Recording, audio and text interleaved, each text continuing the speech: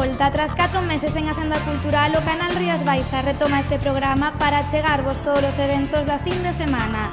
E como non podía ser de outro xeito, neste programa topámonos no epicentro da cultura da provincia, porque o Museo de Pontevedra está de celebración tras presentar unha nova imaxe corporativa. E para falarnos dela, estamos co director do museo, Xosé Manuel Rei, moi boas. Hola, moi boas. O museo, tras 75 anos, máis de 75 anos, renova a súa imaxe. Cales son os obxectivos deste cambio? Bueno, de alguna maneira, os obxectivos son adaptarse ás novas formas de comunicación visual.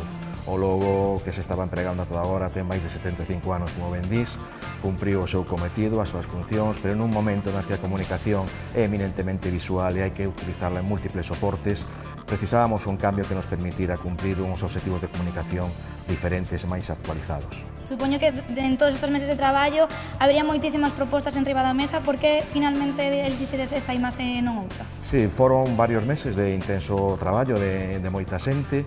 Estamos moi contentos polo feito de que o proceso foi aberto, plural e moi participativo. De feito, se presentaron 37 propostas de diseñadores gráficos e seleccionou entre todos os membros do Consello Asesor, seleccionamos finalmente unha proposta de Uki Permui, que entendemos que é unha proposta tremendamente atractiva, moi contemporánea, pero tamén moi apegada á colección e á historia do museo, porque supón de alguna maneira unha actualización dos obxectivos do museo, pensar no pasado para proxectarnos cara ao futuro.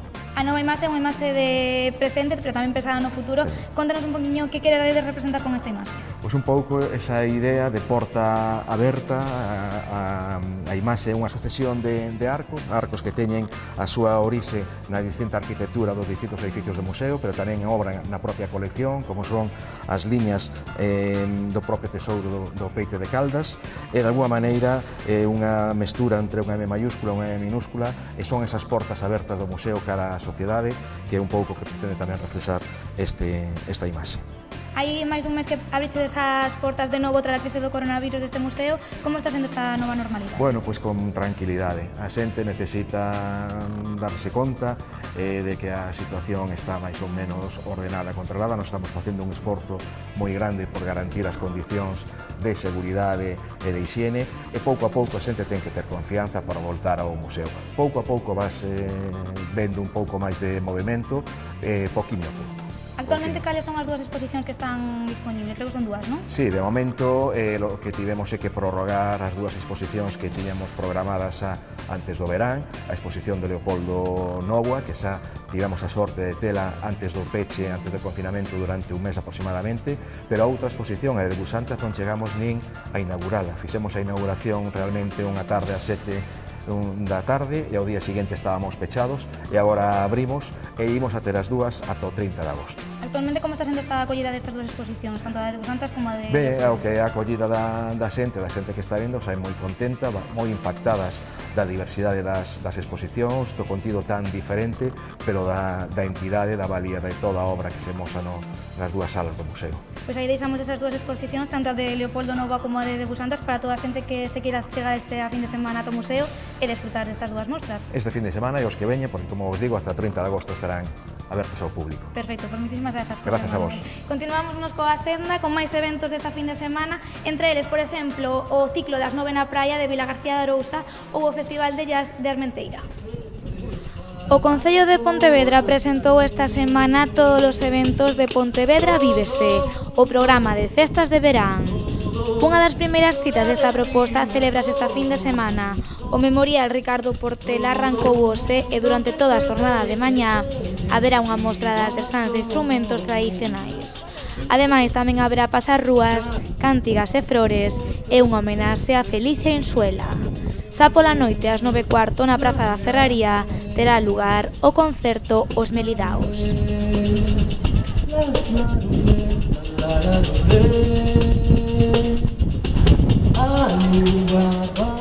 O Concello de Sanxenxo acolle estes días as primeiras xornadas de actividades subacuáticas do Club Sotavento, unha programación que arrinca mañá. Ademais do Campeonato Galego de Caza Photosub, esta proposta inclúe unha mostra fotográfica e unha proxección audiovisual. Na exposición poránse á venda 62 fotografías que a compoñen e o diñeiro recadado será destinado a unha entidade benéfica do municipio.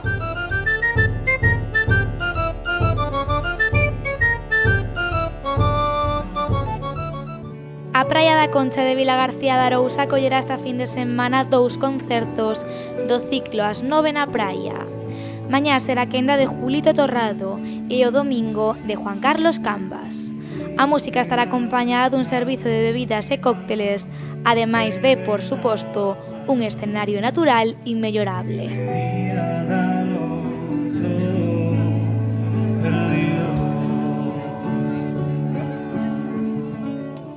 Meis convertes esta fin de semana na capital do jazz. Durante estes días haberá diversas actividades e concertos de artistas internacionais. Mañá subiránse ao escenario Dinis Costa Quartet e Adrián Solla Project e o domingo a Street Band. O evento é de balde e terá cabida para case 70 persoas. Continuamos con máis música ao vivo. Pontevedra celebrará mañá un novo evento das matinés do Principal.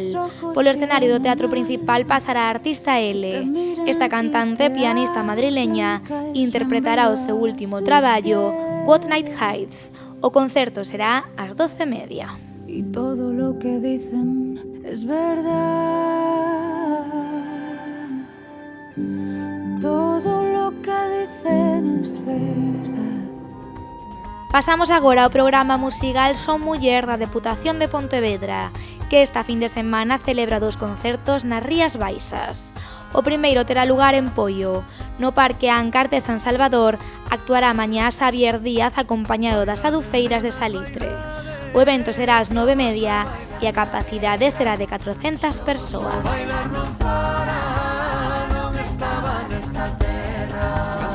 E continuando co programa musical Son Muller, desprazámonos agora ata Meaño. Alí poderán gozar esta fin de semana da actuación de Vacas. O concerto será mañá ás 10 na Praza do Concello.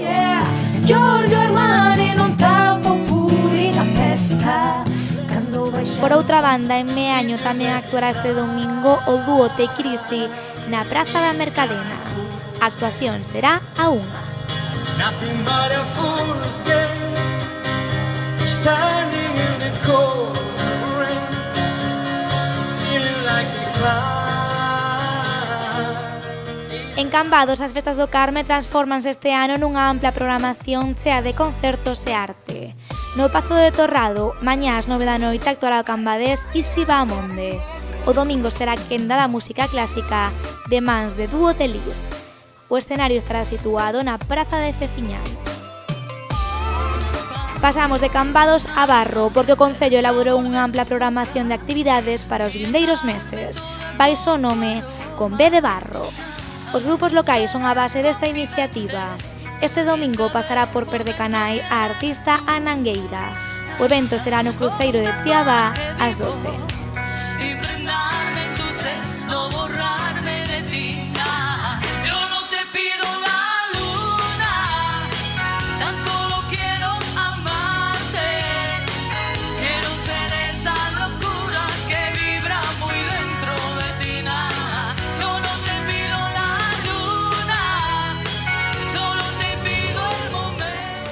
Hola, Mai. Pechamos a senda con cine e o facemos co ciclo Lúa Chea no Barbanza. Esta proposta de autocine está a desenvolver nos 4 municipios de Arousa Norte. Esta fin de semana é a quenda de Rianxo. Hoxe ás 11:30 reproducirás a película O que arde. O evento pecharase mañá coa obra O Cid e con a biblioteca de los libros rechazados. ¿Dónde puedo encontrar a Henry Pick? Murió hace 2 o 3 años. Su viuda Madeleine vive aquí. Voy a publicar el libro de su marido. Todo un triunfo literario, una obra maestra.